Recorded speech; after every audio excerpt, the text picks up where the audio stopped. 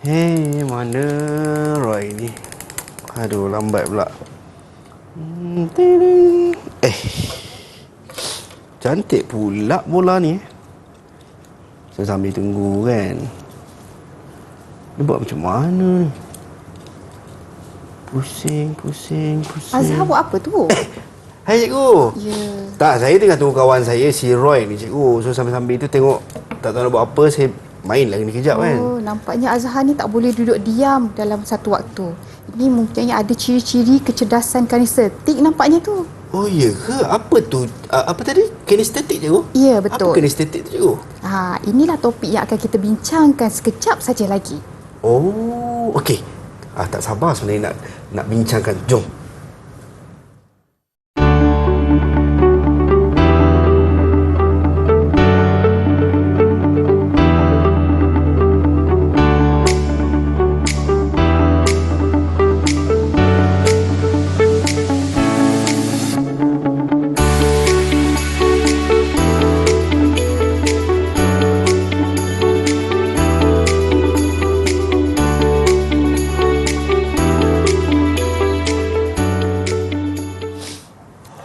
Assalamualaikum dan salam sejahtera. Anda bersama dengan saya Azhar Hilmi. Untuk hari ini kita bersama-sama dalam pentaksiran psikometrik di Didik TV KPM. Luar biasanya hari ini sebab kita nak berbincang, kita nak mengupas ataupun kita kata berdiskusi isu-isu ataupun perkara-perkara yang kita akan bincangkan berdasarkan kepada topik yang kita dah tentukan. Baik, untuk hari ini kita bersama dengan cikgu kita. Tetamu kita ada Cikgu Nora Alimarina Ibrahim daripada SMK Jalan Reka Kajang, Selangor. Assalamualaikum cikgu. Waalaikumsalam warahmatullahi Apa khabar cikgu? Sihat cikgu? Alhamdulillah sihat Azhar. Cikgu nampak ceria, nampak bertenaga. Saya pun rasa teruja dan tak sabar cikgu nak tahu apakah isi kandungan topik yang kita akan bincangkan sekejap lagi. Dan kita tidak berdua saja cikgu, kita ada juga jurubahasa isyarat kita, Cikgu Muhammad Khazain Mat Nasir daripada Sekolah Kebangsaan Pendidikan Khas Persekutuan Pulau Pinang. Itu dia, jauh daripada Pulau Pinang kita bawakan pada hari ini. Baik cikgu, untuk pentaksiran psikometrik hari ini, apakah topik perbincangan yang kita nak fokuskan pada hari ini cikgu? Okey, sebenarnya Azhar, pada hari ini kita akan membincangkan topik berkaitan dengan kecerdasan kinestetik yang ada dalam pentaksiran psikometrik. Baik. Inventory kecerdasan pelbagai. Baik, itu dia. Inventory kecerdasan pelbagai. Tadi di awal pun cikgu dah sebut berkenaan dengan kecerdasan kinestetik. Ya, betul. Saya pun tertanya-tanya daripada tadi sebenarnya kan. Saja tak nak tanya time off record kan. Tanya time atau waktu kita tengah bersiaran lah.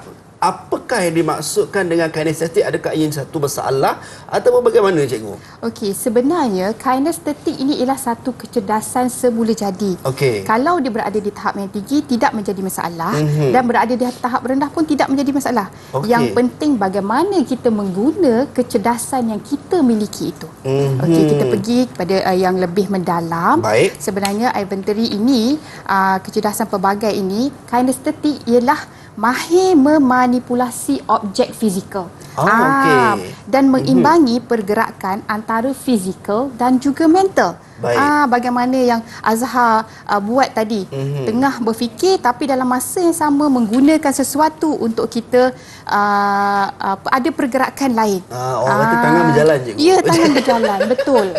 Okey. Baik. Contoh aksinya. Ya. Dan menurut Howard Gardner, pengasas kepada teori kecerdasan pelbagai ini, Baik. kecerdasan ini merujuk juga kepada keupayaan seseorang individu untuk memproses maklumat secara fizikal melalui pergerakan tangan dan badan. Okey. Okay, kita pergi tengok juga kepada ciri-ciri personality. Baik. Okey. Mahir mengawal pergerakan badan. Baik. Okey. Maksudnya kita boleh buat dua benda dalam satu masa. Okey. Dan orang yang mempunyai ciri kecerdasan fizikal ini, dia rasa selesa dengan diri dia. Dengan fizikal dia tak ada rasa macam teragak-agak dan sebagainya. Dan juga mahir memanipulasi objek. Baik. Objek yang berada di persekitaran untuk apa? Untuk dia capai matlamat. Okey. Jadi dia menggunakan objek berada di sekeliling dia cikgu. Ya, betul. Dia tak boleh duduk diam. Baik. Okey. Dan juga mereka ini mempunyai boleh memberi tindak balas sempurna kepada rangsangan fizikal yang mereka alami. Okey, faham cikgu. Tapi cikgu, kalau kita tengok kepada berdasarkan apa yang cikgu sebut berkenaan dengan kecerdasan kinestetik. Saya ada kawan juga yang macam tu. Imran namanya, kalau mungkin dia menonton juga. Dia tak boleh duduk diam lah orang kata kan. Tapi dari sudut bila kita tahu apa kepentingan kita tahu kecerdasan kinestetik ini untuk diri kita sendirilah. Okey, dia ada banyak kepentingan. Bila kita sebut kepentingan kecerdasan kinestetik ini bukan sahaja merujuk kepada kinestetik, tetapi kecerdasan yang lain. Okey, kepentingannya ialah untuk apa? Okey, yang pertama, kita boleh mengubah persepsi. Okey, bila mengubah persepsi ini, penilaian kepada murid yang mempunyai setengah kecerdasan itu lebih fleksibel dan adil.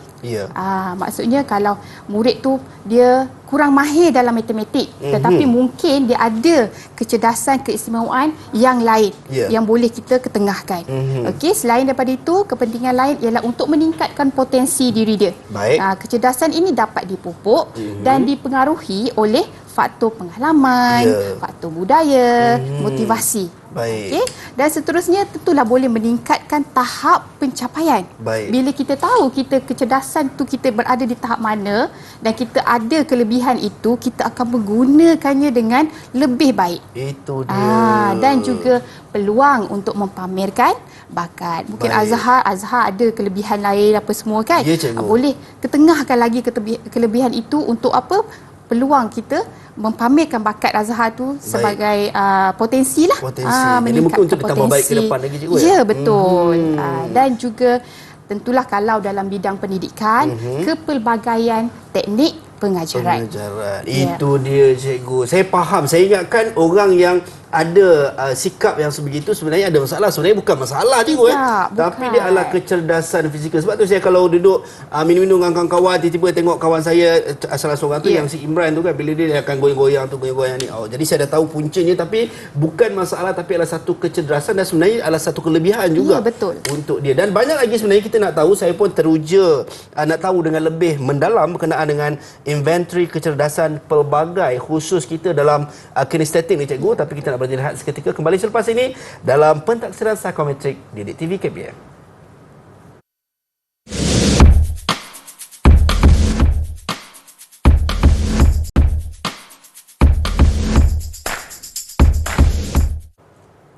Baik, untuk pentaksiran psikometrik Didik TV KPM bersama dengan saya Azhar Hilmi. Perbincangan yang kita akan fokuskan pada hari ini berkenaan dengan inventory kecerdasan pelbagai. Pengkhususan kita adalah kecerdasan kinestetik bersama dengan tetamu kita Cikgu Nora Ali Marina Ibrahim daripada SMK Jalan Reko Kajang, Selangor, dan juga jurubahasa isyarat kita Cikgu Muhammad Khazain Mat Nasir SK Pendidikan Khas Persekutuan Pulau Pinang. Baik cikgu, tadi kita dah tahu berkenaan dengan bagaimana apa tu kinestetik. Kita dah memahami bagaimana kepentingan kinestetik kepada individu-individu yang ada kecenderungan sebegitu. Jadi mungkin kalau boleh kita teruskan cikgu, cara dari sudut kita nak ukur tahap kecerdasan kinestetik yang dimiliki oleh satu-satu individu tu cikgu. Macam mana cikgu?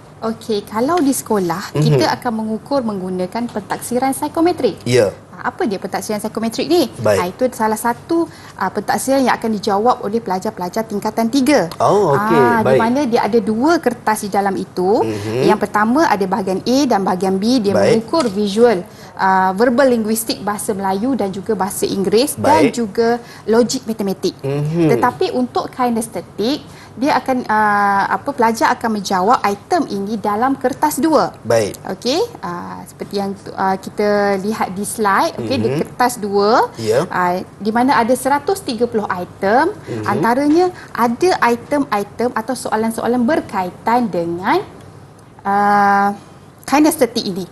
Okey, cara nak ukur dia kita tengok contoh di slide. Okey, interpretasi skor ni terbahagi kepada 3 tahap. Okey, tahap rendah dikira bermula daripada 0% sehingga 49%. Tahap sederhana 50% sehingga 74%. Dan dia dikira skor yang tinggi apabila mendapat skor 75% hingga 100%. Apa kata kita saksikan satu video yang ada kaitan dengan apa yang akan kita bincangkan selepas ini. Baik cikgu, boleh? Kita teruskan cikgu.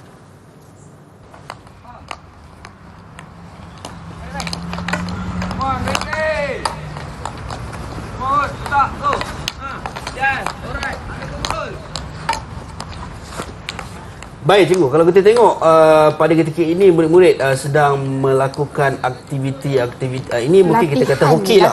Latihan hoki. Tapi kalau dari sudut pemahaman saya dari klip video ni, apakah signifikan kaitannya dari antara kinestetik dengan permainan hoki ni cikgu? Okey, pertama sekali tadi kita dah tengok ciri untuk mereka yang memiliki kecerdasan kinestetik yang tinggi ialah mahir memanipulasi objek. Nampak tak objek apa yang dipegang oleh pemain-pemain hoki tadi? Stik kayu je. Ya, betul. Maksudnya di situ mereka mempunyai kemahiran untuk menggunakan peralatan itu dan kecenderungan inilah yang kita tengok pada para pelajar. Okey, mereka boleh melibatkan diri dalam aktiviti yang melibatkan pergerakan.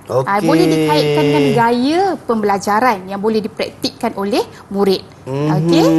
Jadi itu pun disebut sebagai sebahagian daripada kinestetik cikgu. Ya, betul. Jadi kalau kita katalah individu yang ada kecerdasan ataupun kecenderungan kepada kinestetik ni cikgu, adakah mereka mempunyai kecenderungan yang tinggi untuk terlibat dalam mungkin gejala ataupun aktiviti-aktiviti yang tak sihat? Yalah, maklum cikgu, bila sebut kinestetik tadi, mereka ni adalah orang yang tak boleh duduk diam. Jadi dia akan lakukan apa saja aktiviti-aktiviti yang ada. Jadi adakah kecenderungan itu sebenarnya ada unsur-unsur negatifnya cikgu? Macam mana cikgu?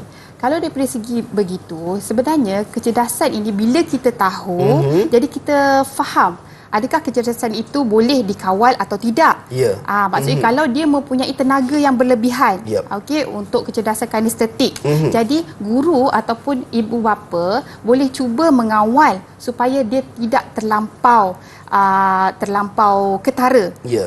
Ketara ni maksudnya boleh terlibat dalam aktiviti yang kurang sihat, masalah disiplin di sekolah. Jadi cikgu-cikgu ataupun ibu bapa yang dah tahu, dia boleh menggunakan tenaga lebihan murid-murid ini untuk kepada perkara yang lebih baik. Contohnya ajak murid ini terlibat dengan program-program sekolah. Mereka tentu suka Azhar kalau di sekolah. Ya cikgu. Kalau saya dulu pun saya sangat suka cikgu. Ya. Untuk terlibat dalam aktiviti-aktiviti di sekolah lah cikgu. Antara lain gaya pembelajarannya ialah memainkan muzik dalam aktiviti tertentu. Macam kita main yang keliling kerusi, kita pasang muzik. Itu contoh lain lah. Ataupun murid-murid yang mempunyai kecerdasan ini, dia suka penggunaan warna yang berbeza-beza. Dia nampak ada energi, ada tenaganya di situ. Tapi mereka juga perlu rehat. Maksudnya antara aktiviti pertama dengan kedua, ada waktu yang kita beri rehat supaya mereka boleh melepaskan lelah dan terus sambung untuk aktiviti yang seterusnya. Selain daripada itu, penggunaan permainan seperti plasticine. Contoh kalau di sekolah tadika, di tahun 1, tahun 2, banyak aktiviti yang guru gunakan untuk menarik perhatian murid-murid yang sebegini. Penggunaan warna, krayon, ataupun menggalakkan aktiviti bertukar-tukar maklumat dari satu medium ke medium yang lain. Baik cikgu. Ini adalah untuk mereka yang gaya pembelajaran untuk mereka yang ada kinestetik ni lah cikgu. Ya, betul.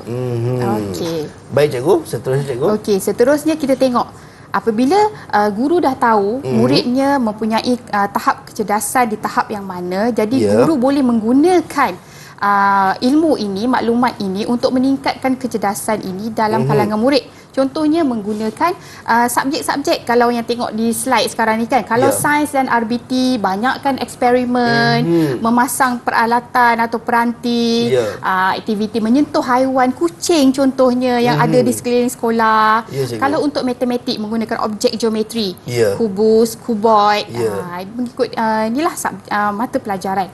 Sejarah dan geografi, membangunkan peta, lakaran, model dan menggunakan peralatan-peralatan yang biasa digunakan dalam mata pelajaran geografi. Bahasa pun boleh Azhar, bahasa dan komunikasi. Macam mana? Melalui tugas melakonkan drama pendek di kelas, contohnya mengadakan sesi perdebatan yang mudah dan ringkas. Kalau melalui bahasa pula melalui persembahan dalam pelbagai bahasa. Baik, jadi maksudnya mekanisme untuk merancakkan lagi mereka yang ada kecenderungan kepada kinestetik ni sebenarnya banyak je Ya, betul. Pelbagai bidang dan cabang yang boleh diguna pakai sebagai untuk menjadikan sebagai salah satu mekanisme untuk menarik perhatian menarik sebenarnya. perhatian murid-murid tadi seperti yang cikgu sebut tadi. Ya. Okey, right. Dan banyak lagi sebenarnya. Kejap lagi cikgu, antara yang mungkin saya nak tahu juga, adakah kecerdasan kinestetik ni sebenarnya boleh dipupuk ataupun sebenarnya adalah secara organiknya ataupun automatiknya dia memang ada kepada individu-individu tertentu. Tapi kejap lagi cikgu, Ya, boleh. kita nak berhenti rehat seketika, kembali selepas ini dalam Pentaksiran Psikometrik Didik TV KPM.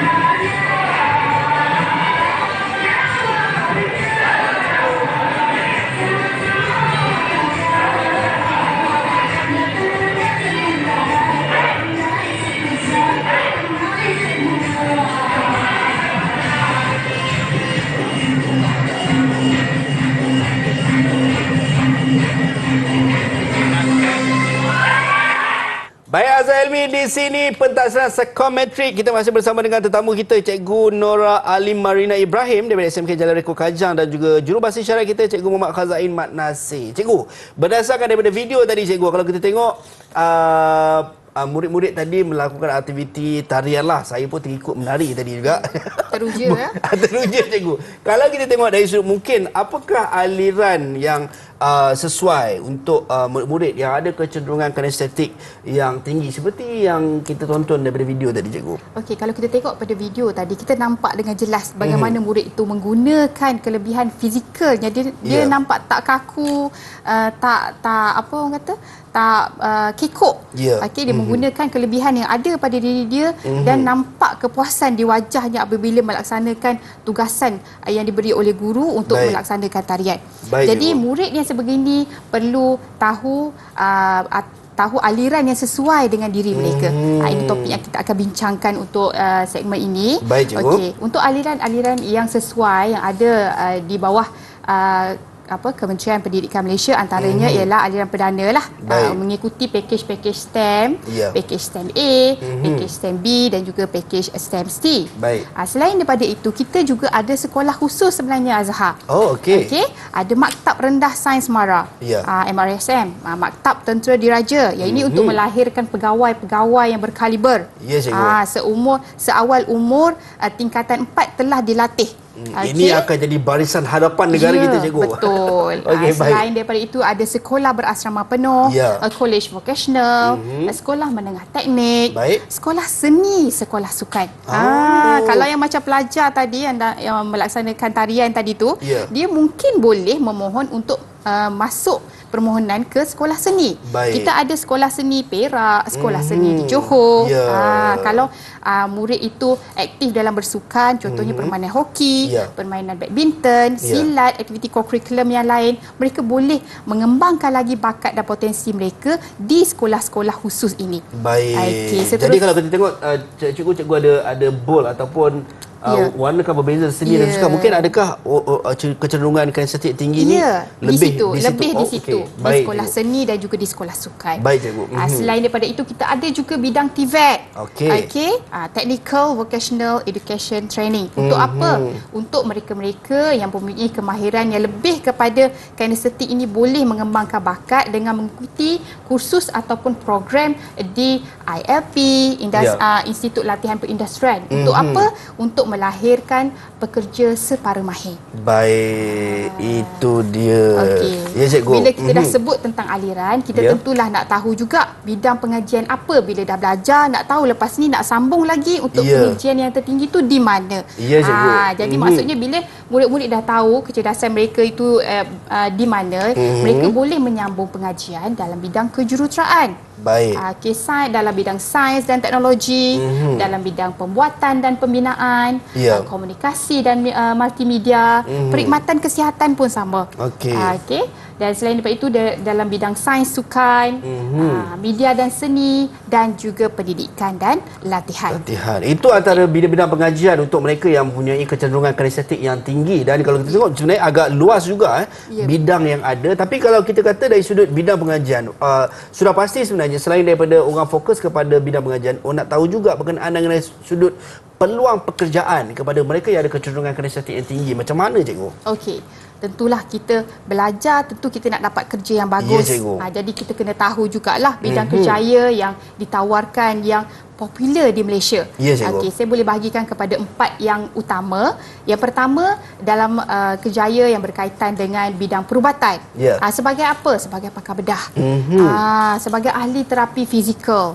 Sebagai jururawat. Ada equipment yang digunakan sebagainya kan. Dan juga ahli terapi. Kalau dalam bidang seni pula, Azhar, boleh jadi koreografer. Macam tadi belajar tadi, dia mempunyai kelebihan dalam teknik tarian. Jadi dia mungkin boleh berpeluang menjadi koreografer. Mencipta tarian-tarian terbaru dan terkini. Sebagai penari, pelakon, breaker fashion ataupun pelukis. Ada banyak lagi kita highlightkan yang mana ada lah ya. Okey. Selain itu daripada bidang sukan, kita ada boleh menjadi atlet, macam Shailene Zulkifli, Azizul Hasni Awang, kenal kan? Kenal, cikgu. Azizul Hasni Awang, bagaimana dia menggunakan panggil dia apa? Pocket Rocket Man. Betul. Kan? Lepas tu kita ada pemain bola sepak kita kan, itu juga dalam bidang sukan juga kan. Jurulatih olahraga ataupun jurulatih aerobik dan juga guru pendidikan jasmani. Okey. Dalam bidang kemahiran boleh menjadi juru kimpal, juru ukur, juru tera industri atau juga juru tera elektrik. Ikut. Cikgu, saya nak tanya cikgu sebab dalam slide cikgu ni ada satu gambar yang mana tertera gambar Nur Izzati Atirah ni, cikgu. Mungkin ada juga sebab jauh tak apa nak jelas, cikgu. Mungkin siapa tu, cikgu? Okey. Nur Izzati Atirah ni merupakan juru kimpal wanita pertama dalam air. Dia pernah viral tahun lepas sebenarnya. Bayangkan, dia merupakan juru kimpal wanita pertama, bukan dekat atas darat, Azhar, tetapi di dalam air. Nampak kalau tak? Atas darat tu biasa-biasa. Ini yang pertama. Lepas tu dalam air pula, bukan sesuatu yang orang kata biasa sebenarnya. Jadi nak menunjukkan bahawa kecerdasan ini bila kita tahu, kita dah garap dengan baik dan tahu hala tuju ke mana kita nak pergi, dia akan menjadi satu bidang kerjaya yang menarik, selain daripada sumber pendapatan, tetapi juga satu perkara yang seronok untuk diteroka, menyerlahkan potensi diri. Baik, itu dia. Saya sangat seronok, cikgu, bila tahu berkenaan dengan kecenderungan ataupun kecerdasan kinestetik ini. Sebenarnya banyak impak-impak positif yang boleh dimanfaatkan dengan kecenderungan kinestetik ini untuk individu-individu yang mempunyai kecenderungan yang tinggi untuk kinestetik. Dan sedar tak sedar, cikgu, kita dah hampir sampai, sebenarnya kita dah sampai ke penghujung rancangan kita untuk pentadsiran psikometrik. Kalau boleh saya nak sambung lagi setengah jam, tapi apakan daya, masa sangat mencemburui kita. Mungkin sebagai pengakhirannya, cikgu, rumusan terhadap apa perbincangan kita berkenaan dengan kecerdasan kinestetik dalam inventory kecerdasan pelbagai ni, cikgu. Baiklah. Sebenarnya kecerdasan yang kita miliki ini bukanlah berada di tahap itu. Dia boleh ditingkatkan, dia boleh dikembangkan apabila kita tahu kelebihan kita di mana, keistimewaan kita di bahagian mana. Jadi jika kita bijak menggunakannya, menggarapkannya dengan baik, insya-Allah kita akan menjadi insan yang boleh berjaya seperti mereka-mereka yang telah membina nama.